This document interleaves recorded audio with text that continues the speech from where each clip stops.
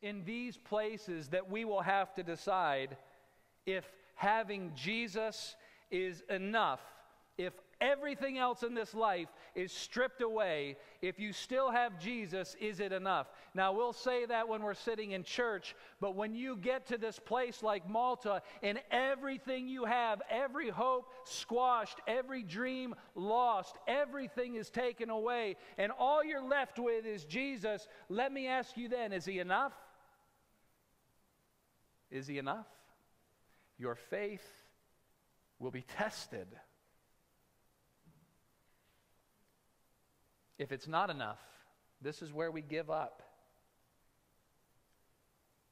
But I pray that when we're tested like this, and the things of this world are stripped from us, having Jesus, we will still be able to have peace, to have joy, and to have hope, to the utter despair of the enemy who has nothing left to take from us.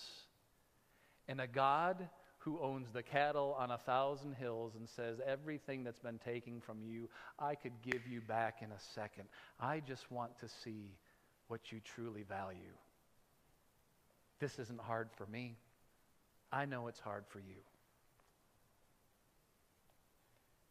Will we quit in this season and feel sorry for ourselves, or will we be fiercely committed to Christ and his mission?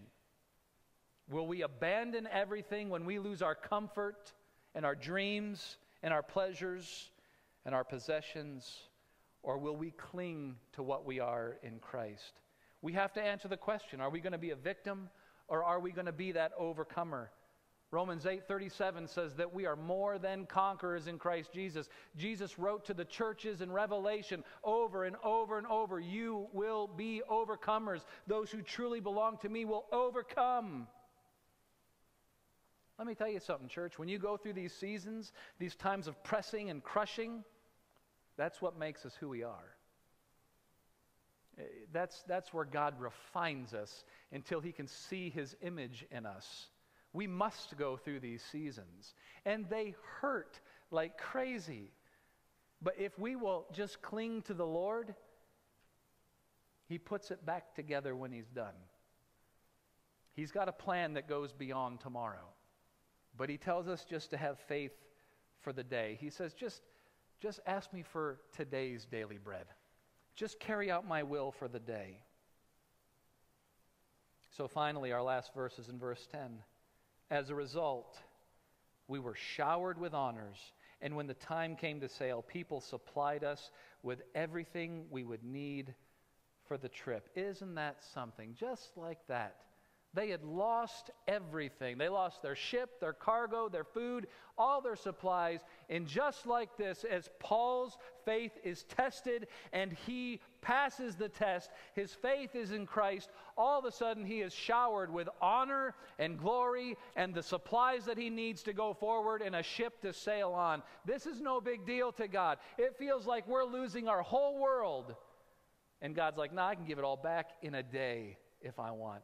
Everything we have, Christians, could be taken in a day, and God can restore it in a day. We just need to trust him and follow him and be okay with whatever he gives to us. Joel 2:27, 2:25, God gives the people of Israel after their season, their storm, their season of darkness. He tells them, I will restore to you what the locusts have eaten away. I will give it back. God is a great restorer. He takes us through these times where we have to go without, but he gives it back. The Lord will re-equip us and resupply us after a season of loss. We don't have to dwell on this and feel overly defeated. You know, faith is receiving from God not what we want, but it's accepting from God whatever he has for us in the season that we are in, whether good or bad, and we listen to his voice, and we take what he gives us, and we know that it is for our ultimate good.